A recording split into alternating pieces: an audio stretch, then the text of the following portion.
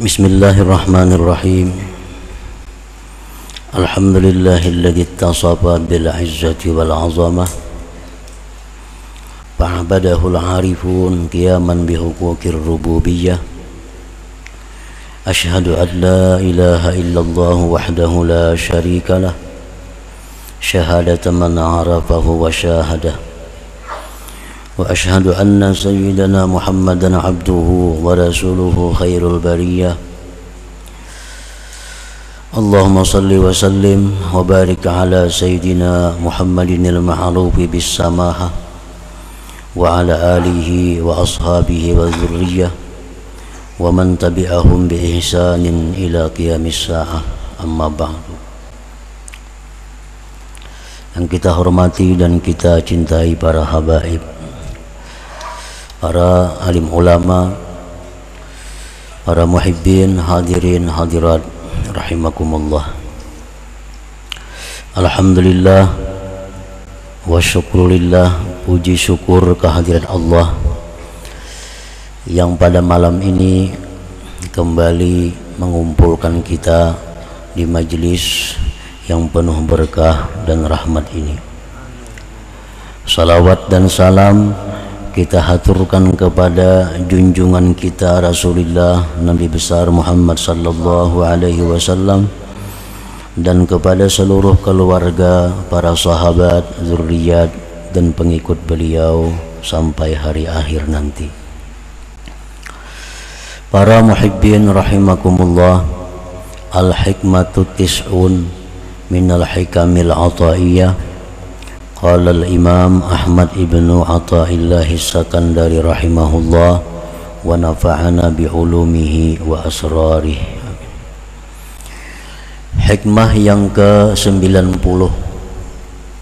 dari Al-Hikamil Athaiyah, berkata pengarang Imam Ahmad bin Athaillah As-Sakandari rahimahullah, man abadahu li syai'in yarjuhu minhu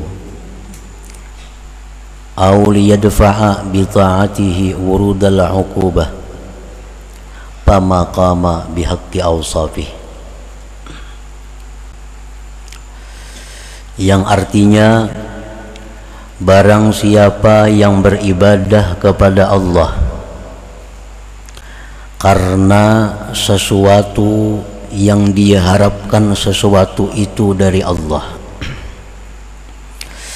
atau dia beribadah agar Allah menghindarkan dengan sebab taat itu akan datangnya bala, maka tidaklah dia mendirikan dengan hak sifat-sifat Allah subhanahu wa ta'ala. Dalam beberapa hikmah yang terdahulu telah disebutkan bahwasanya orang yang taat kepada Allah akan dibalas oleh Allah dengan balasan yang segera, yaitu balasan-balasan yang diterima di dalam dunia ini, dan lagi dia akan dibalas Allah dengan balasan yang disimpan untuk hari akhirat kelak. Nah, itu pembicaraan tentang hikmah yang sebelumnya. Maka dalam hikmah yang ke-90 ini beliau menjelaskan bahwa barang siapa yang beribadah kepada Allah karena sesuatu yang dia harapkan dari Allah, atau agar Allah menjauhkan daripadanya akan datangnya bala, maka tidaklah dia mendirikan dengan hak sifat-sifat Allah subhanahu wa ta'ala.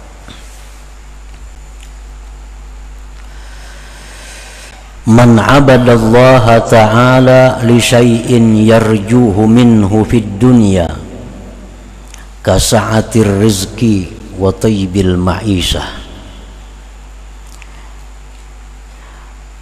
aw fil akhirah kal jannati wa na'imiha aw liyadfa'a anhu bi ta'atihi wurudal uqubah fid dunya kadaikir rizqi wal amrad wa ghairihima aw fil akhirah kannar wa nakali fama qama bihaqqi awsafir rububiyyah allati hiya al-'azamah wal kibriya wal 'izzatu wal ghina wa jami'u awsafil kamal wa nu'util jalali wal jamal.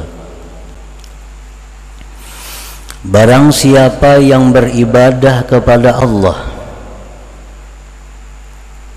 apapun bentuk ibadahnya, baik sembahyang, puasa, menuntut ilmu, naik haji, umrah, dan lain-lainnya.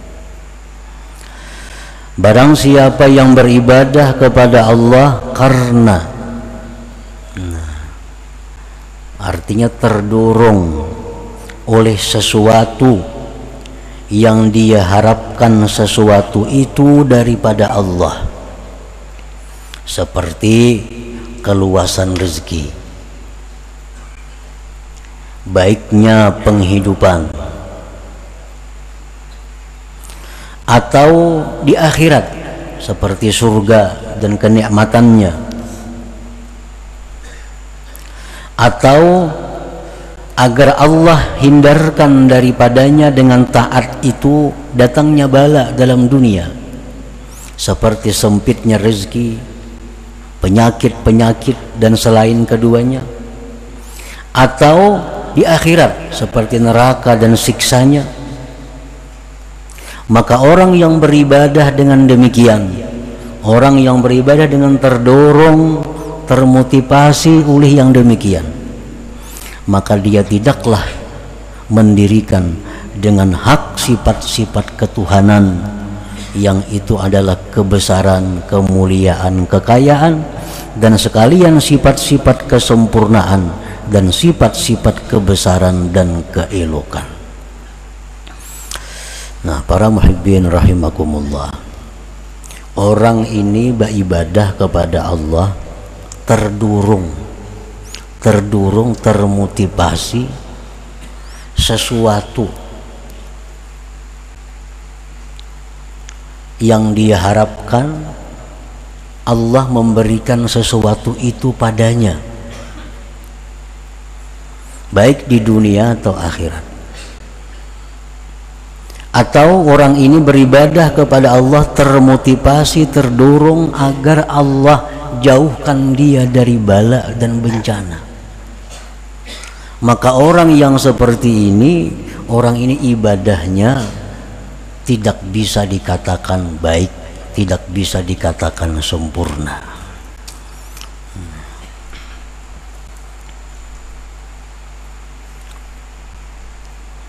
Orang baca Yasin umpamanya dengan terdorong agar Allah menjauhkan bala daripadanya. Nah, ini membaca Yasin ibadah, tapi terdorong oleh keinginan agar Allah jauhkan bala daripadanya. Nah, maka ini membaca Yasin adalah satu ibadah yang tidak sempurna, satu ibadah yang cacat atau cedera, karena terdorong oleh sesuatu yang ada, sesuatu balasan yang diberikan oleh Allah Subhanahu wa ta'ala.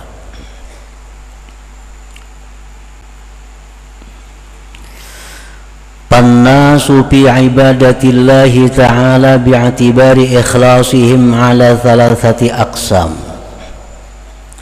Maka bermula manusia pada beribadah kepada Allah Subhanahu wa ta'ala dengan mengiktibar keikhlasan mereka itu terbagi 3 macam golongan manusia.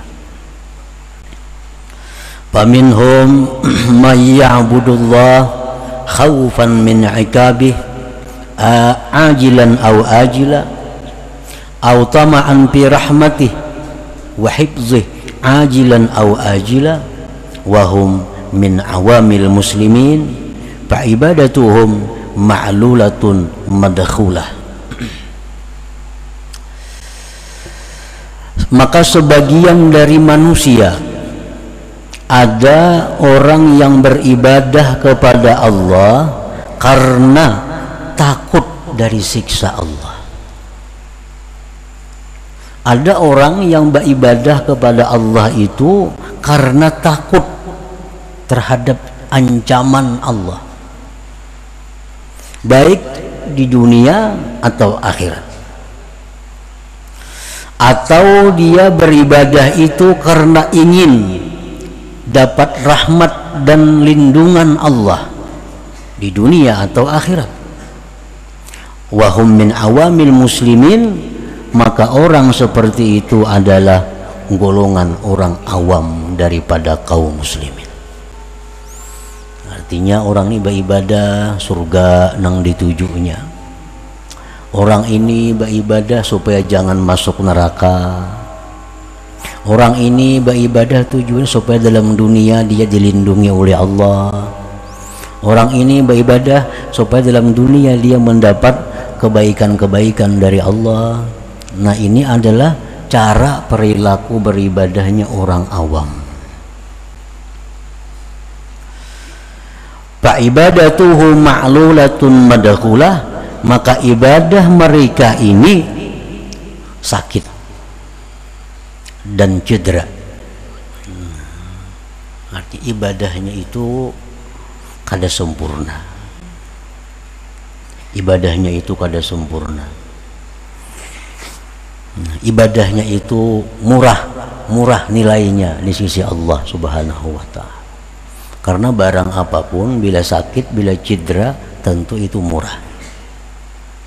Nah, jadi ibadah orang awam yang seperti demikian, maka itu ibadahnya nilainya sedikit di sisi Allah Subhanahu wa ta'ala.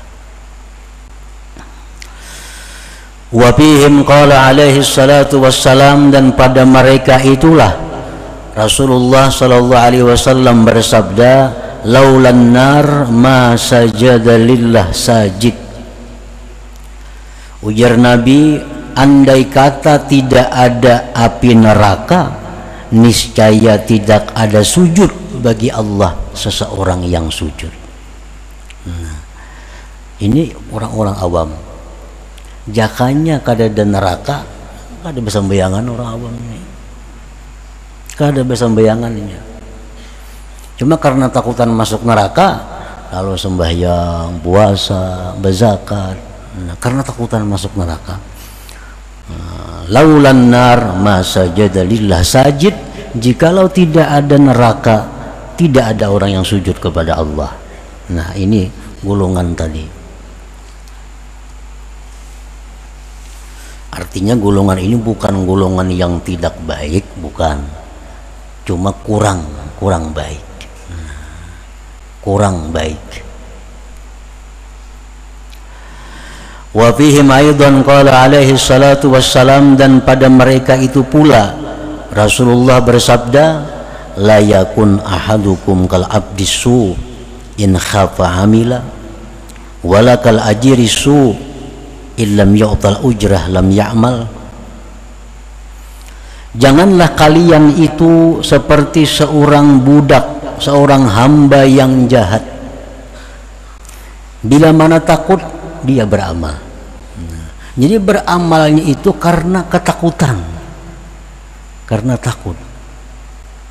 Dan jangan pula kalian seperti seorang buruh yang jahat. Bila mana tidak diberi upah, dia tidak bekerja.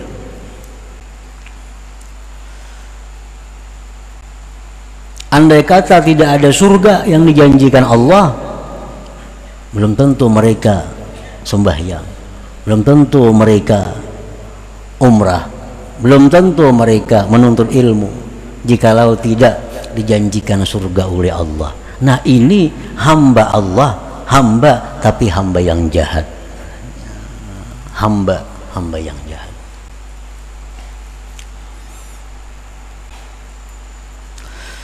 Wa fi Zabur, tersebut dalam kitab Zabur, wa man azlamu mimman abadani li jannatin aw li narin law lam akhluq jannatan wala nara alam akun ahlan li an uta'a. Allah Subhanahu wa ta'ala berfirman, tidak ada orang yang lebih zalim daripada orang yang beribadah kepadaku karena surga atau karena neraka. Jikalau tidak aku ciptakan surga, tidak aku ciptakan neraka, apakah aku ini tidak berhak untuk ditaati? Jadi Allah mengatakan bahwa itu orang yang zalim.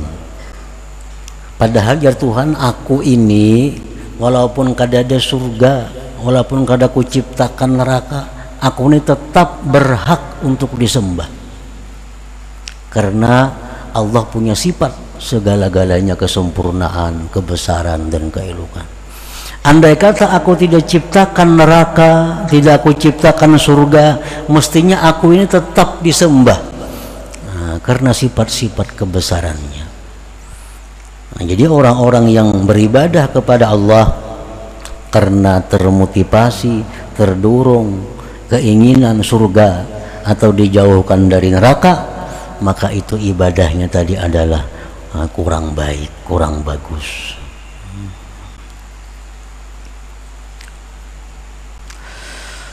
Qala Abu Hazim Al-Madani, inni la astahi min rabbi an a'budahu khawfan minal azab wa an a'budahu li jannah walakin a'buduhu mahabbatan lah. Abu Hazim Al-Madani berkata, sungguh aku malu dari Tuhanku bahwa aku beribadah itu karena takut daripada azabnya, dan aku malu beribadah kepada Allah itu mengharapkan surganya Allah. Tetapi aku beribadah kepada Allah itu karena aku cinta kepada Allah Subhanahu wa ta'ala. Nah,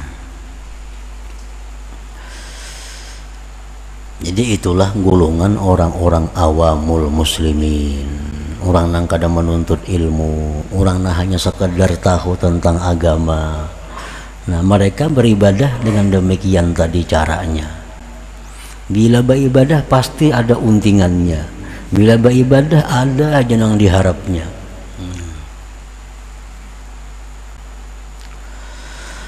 Wa minhum man ya'budullaha ta'ala mahabbatan fi dzatihi wa syauqan ila liqa'ihi la tama'an fi jannatihi wa hifzihi wa la khawfan min narihi wa nakalihi fahumul muhibbun as-sairun.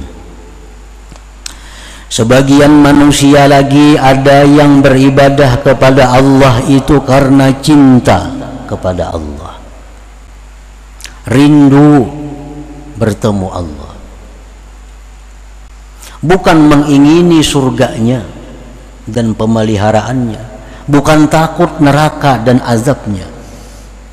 Maka inilah golongan yang disebut muhibbun as-sairun, pecinta-pecinta Allah yang masih berjalan menuju kepada Allah Subhanahu wa ta'ala. Nah, orang ini beribadah kepada Allah, dia ada menemukan kesenangan. Nah, dia beribadah kepada Allah ada menemukan kerinduan kepada Allah. Dia bukan mengharap surga, bukan takut neraka, kada. Cuma bila mana mereka beribadah, mereka ada ketenangan. Nah, mereka ada kerinduan kepada Allah. Nah, ini orang-orang yang golongan muhibbun, golongan pecinta Allah Subhanahu wa ta'ala yang masih berjalan menuju Allah Subhanahu wa ta'ala. Orang ini bila hatinya gelisah, bila hatinya galau, ambil tasbih, berzikir la ilaha illallah, la ilaha, karena dia menemukan ketenangan dalam zikir itu. Orang ini bila hatinya kada nyaman, baca Quran, dia menemukan kenikmatan dalam baca Quran itu. Nah, ini orang-orang muhibbun.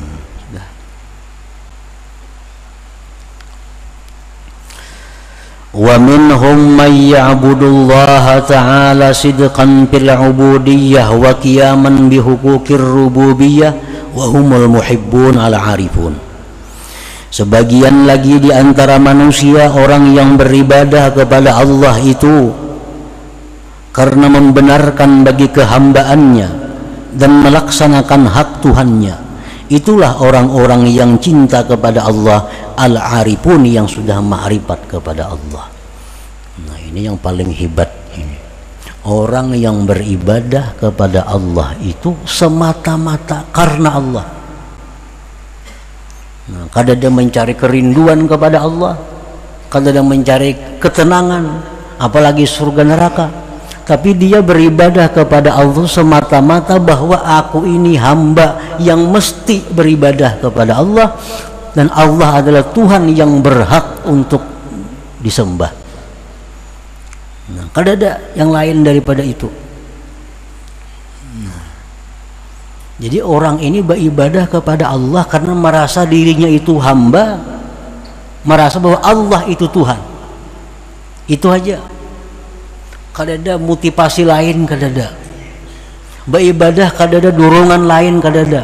Setiap kali dia melakukan ibadah, sebabnya karenanya dia ini hamba, Allah Tuhan, dan hamba itu mesti mengabdi kepada Tuhan. Nah, itu aja. Kada ada urusan lain. Inya sembahyang, terdorong oleh itu. Inya bersedekah, terdorong oleh itu. Inya umrah, terdorong oleh itu. Inya menuntut ilmu, terdorong oleh itu. Pokoknya aku melakukan ini karena aku ini hamba, dan setiap hamba itu mesti patuh kepada Tuhannya. Nah, itu. Ini orang yang sudah ma'rifat kepada Allah Subhanahu wa ta'ala. Para muhibbin rahimakumullah, misalnya firman Allah Subhanahu wa ta'ala, wa may yattaqillah yaj'al lahu makhraja wa yarzuqhu min haitsu la yahtasib. Allah berfirman, barang siapa takwa kepada Allah, maka Allah jadikan bagi dia jalan keluar dari kesusahan, dan Allah berikan dia rezeki daripada jalan yang tak terduga-duga. Nah, ini firman Allah. Siapa takwa kepada Allah, dia akan dapat rezeki yang tak terduga dan keluar dari kesulitannya. Orang awam, mereka takwa kepada Allah terdorong agar dapat rezeki yang tak terduga-duga. Itu orang awam. Inya pak ibadat, menjauhi yang dilarang Allah, melaksanakan yang diperintah Allah, karena ujarnya bila demikian dia akan hidupnya nyaman, rezekinya melimpah ruah. Nah, itu orang awam. Mereka menjauhi larangan Allah, melaksanakan perintah Allah dengan tujuan agar diberi Allah kenyamanan, rezeki, dan lain-lainnya. Nah, ini golongan orang awam. Ini murah takwanya. Amun diberi Tuhan kesenangan juga, senangannya kada seberapa senang juga. Nilainya sedikit. Nah, yang kedua golongan muhibbun as-sairun. Mereka takwa kepada Allah, menjunjung perintah Allah, menjauhi yang dilarang Allah karena dia cinta kepada Allah. Kan biasa orang yang cinta itu mematuhi apa-apa yang dikehendaki orang yang dicintainya. Kan kayak itu biasanya. Kalau kita cinta kepada orang, kita akan patuh kepada orang itu. Nah, ini golongan kedua, mereka melaksanakan perintah Allah, menjauhi larangan Allah karena cinta kepada Allah, karena takut kalau cintanya putus. Dia takut kalau dia tidak dicintai lagi oleh Allah, lalu dia berhati-hati dalam hidup.